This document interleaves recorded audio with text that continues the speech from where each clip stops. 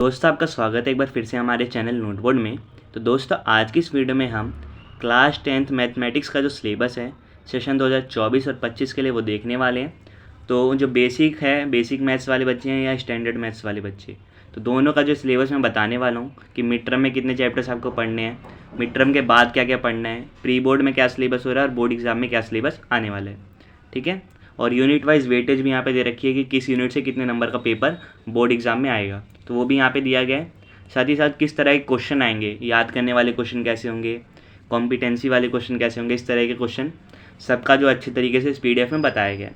तो मैं एक एक करके आपको बताने वाला हूँ, तो ज़रूर वीडियो में एंड तक बने रहिएगा।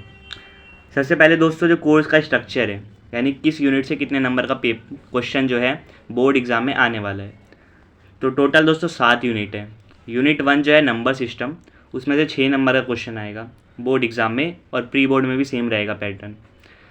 यूनिट 2 जो है अलजेब्रा, उसमें से 20 नंबर का क्वेश्चन आएगा, बहुत इंपॉर्टेंट यूनिट है। यूनिट 3 है दोस्तों कोऑर्डिनेट ज्योमेट्री, 6 नंबर। यूनिट 4 है ज्योमेट्री, 15 नंबर। यूनिट 5 है ट्रिग्नोमेट्री, 12 नंबर, ये भी इंपॉर्टेंट है। यूनिट 6 है दोस्तों मेंसुरेशन, 10 नंबर। और यूनिट 7 है स्टैटिक्स एंड प्रोबेबिलिटी, 11 नंबर। ठीक है, तो ये 7 यूनिट्स है। वेटेज आपने देख ली, तो टोटल 80 नंबर होंगे आपके, जो आपका बोर्ड का एग्ज़ाम होगा 80 नंबर का। प्री बोर्ड में भी सेम यही जो है वेटेज होने वाली है और यही सारी यूनिट्स होने वाली है। अब जो बाकी 20 नंबर आपके बचे हैं 100 में से, तो वो इंटरनल असेसमेंट के होंगे। उसका किस तरीके से डिस्ट्रीब्यूशन है वो मैं आपको आगे बताऊँगा। तो अब एक एक करके आप देख लीजिए कौन कौन से चैप्टर आ रहे हैं। सबसे पहले दोस्तों मिड टर्म जो आपका एग्ज़ाम होगा सितंबर एंड में या अक्टूबर में, उसमें कौन कौन से चैप्टर्स आने वाले हैं वो देख लेते हैं। Chapter 1 real numbers, chapter 2 polynomials, और हर चैप्टर के नीचे दोस्तों टॉपिक्स लिखे हैं, तो आप उनको भी ध्यान से देख सकते हैं। Chapter 3 pair of linear equations in 2 variables. फिर आ रहा है chapter 6 triangles, chapter 7 coordinate geometry, chapter 8 introduction to trigonometry, chapter number 9 some applications of trigonometry, chapter 12 area related to circles, और चैप्टर नंबर 14 स्टैटिक्स। तो ये सारे जो अभी मैंने आपको चैप्टर बताए, ये सारे चैप्टर दोस्तों आपको 13 सितंबर यानी 13 सितंबर तक कंप्लीट करने हैं और इसका रिवीजन करना है। उसके बाद आपका मिड टर्म एग्ज़ाम होगा सितंबर एंड में या अक्टूबर में, तो उसमें ये सारे चैप्टर्स आने वाले हैं। ठीक है, फिर जब आपका मिड टर्म एग्ज़ाम ख़त्म हो जाएगा तो आपको उसके पेपर का रिवीजन करना है। उसके बाद आपको क्या क्या चैप्टर पढ़ने हैं मिड टर्म के बाद। तो chapter number 4 quadratic equations, chapter number 5 arithmetic progression यानी AP वाला जो चैप्टर है, chapter number 10 circles, chapter 13 surface area and volume, और चैप्टर नंबर 15 प्रोबेबिलिटी। तो ये जो चैप्टर्स है दोस्तों, ये 5 चैप्टर्स ये आपको मिड टर्म के बाद पढ़ने हैं। बाकी जो चैप्टर्स है वो आपको मिड टर्म के लिए तैयार करना है। ठीक है, तो ये जो पूरा सिलेबस है मिड टर्म से पहले और बाद का, ये जो टोटल सारे चैप्टर्स हैं ये आपको 13 दिसंबर तक कंप्लीट करना है। फिर इसका रिवीजन करना है। फिर दिसंबर एंड में या जनवरी में आपके प्री बोर्ड एग्ज़ाम होंगे, उसमें पूरा सिलेबस आने वाला है। फिर जो आपके बोर्ड एग्ज़ाम होंगे दोस्तों फरवरी मार्च में, उसमें भी ये कंप्लीट सिलेबस आने वाला है। ठीक है, तो उम्मीद करता हूँ आप सिलेबस समझ गए होंगे कि मिड टर्म में कौन कौन से चैप्टर आ रहे हैं, और प्री बोर्ड और एग्ज़ाम जो बोर्ड एग्ज़ाम है उसमें पूरा सिलेबस आ रहा है। ठीक है, तो ये आप समझ गए होंगे। फिर आपको जो सैम्पल पेपर्स की रिवीजन करना है यहाँ पे लिखा है। CBSE की जो साइट है ऑफिशियल, उसमें आप देख सकते हैं, या जो DOE की साइट है यानी edudel.nic.in, ठीक है, जो डायरेक्टरेट ऑफ एजुकेशन की जो ऑफिशियल साइट है, उस पर भी प्रीवियस ईयर के सैम्पल पेपर पड़े हुए हैं। ठीक है, PYQs पड़े हुए हैं, तो उनकी आप प्रैक्टिस कर सकते हैं। ठीक है, फिर आपका बोर्ड एग्ज़ाम होगा।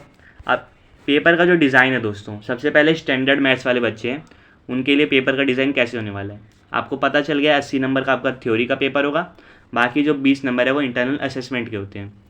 तो 80 में से दोस्तों 43 जो नंबर के क्वेश्चन आएंगे स्टैंडर्ड मैथ्स वालों में, वो रिमेंबर और अंडरस्टैंडिंग वाले होंगे, यानी कि आपको क्वेश्चन वो याद करने हैं। ठीक है, जो आपने याद करा हुआ है, जो आपने समझा है, उससे रिलेटेड क्वेश्चन होंगे 43 नंबर। ठीक है, फिर कंसेप्ट को अप्लाई करने वाले 19 नंबर के क्वेश्चन होंगे।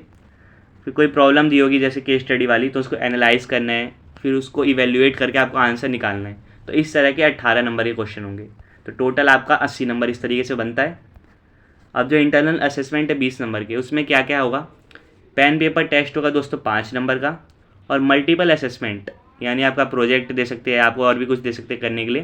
तो ये टोटल 5-5 नंबर के ये दोनों हो गए, तो टोटल 10 नंबर हो गया। पोर्टफोलियो आपको बनाना होगा एक, वो 5 नंबर का। फिर जो आपका एक मैथमेटिक्स का जो लैब की प्रैक्टिकल होता है, ठीक है, मैथ लैब का एक प्रैक्टिकल की आपको फ़ाइल बनानी होती है, आपको कुछ प्रैक्टिकल करने होते हैं, तो वो जो प्रैक्टिकल वाली फ़ाइल है उसके 5 नंबर है। तो टोटल ये 20 नंबर आपके होते हैं। ये दोस्तों था स्टैंडर्ड मैथ्स वालों के लिए।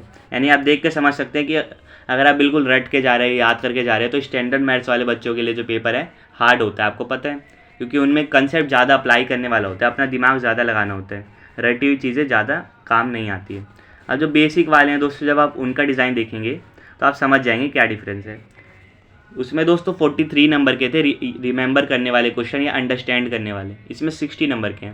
यानी जो आपने याद कर रखा है या जो आप समझे हैं अभी तक, मतलब पूरी साल में, ठीक है, वो 60 नंबर के उस तरीके से डायरेक्ट क्वेश्चन आएंगे। कंसेप्ट अप्लाई करने वाले बस 12 नंबर के क्वेश्चन हैं, और एनालाइज इवेल्युएट यानी क्वेश्चन को समझना, केस स्टडी, ये सब, तो ये 8 नंबर के क्वेश्चन है। ठीक है, तो आप ये समझ गए होंगे कि पेपर में जो पैटर्न है उसका क्या डिफरेंस है स्टैंडर्ड मैथ्स में और बेसिक मैथ्स में। इंटरनल असेसमेंट दोस्तों स्टैंडर्ड और बेसिक दोनों का सेम है। Pen paper test 5 number, multiple assessment 5 number, portfolio 5 number, और जो प्रैक्टिकल की फ़ाइल बनेगी वो 5 नंबर। तो ये दोस्तों पूरा आपका सिलेबस है क्लास 10th मैथ्स का सेशन 2024 और 25 के लिए। तो उम्मीद करता हूँ दोस्तों ये वाला जो मैंने आपको नीचे बताया क्वेश्चन का टाइप, ये बस आइडिया लगाने के लिए, ठीक है, कि अगर आप स्टैंडर्ड मैथ्स आपने ले रखी है तो आप जितने ज़्यादा नए नए तरह के क्वेश्चन ट्राई करेंगे, ठीक है, रटने वाले क्वेश्चन ना करें बार बार, जितनी नई नई कॉम्पिटेंसी बेस्ड जो क्वेश्चन की प्रैक्टिस करेंगे तो आपको हेल्प होगी। बेसिक मैथ्स वाले हैं तो अगर आप कॉन्सेप्ट को एक बार समझ भी लेते हैं और सारे जो मतलब फॉर्मूले हैं इन सब चीज़ों को अगर आप याद कर लेते हैं तो आपके अच्छे नंबर आ सकते हैं। बाकी सिलेबस मैंने आपको बता दिया। मिड टर्म में ये जो ऊपर सारे चैप्टर्स मैं आपको दिखा रहा हूँ ये सब आने वाले हैं, और मिड टर्म के बाद आपको बाकी 5 चैप्टर्स करने हैं। ठीक है, तो ये दोस्तों पूरा सिलेबस था क्लास 10th मैथ्स का, और ये यूनिट वाइज वेटेज भी है कि किस यूनिट से कितने नंबर के जो क्वेश्चन आने वाले हैं। ठीक है, तो उम्मीद करता हूँ दोस्तों आपको सिलेबस पूरा अच्छी तरीके से पता चल गया होगा। आपसे फिर मिलेंगे दोस्तों नेक्स्ट वीडियो में किसी और सब्जेक्ट के सिलेबस के साथ। तब तक के लिए bye bye, see you again and thanks for watching.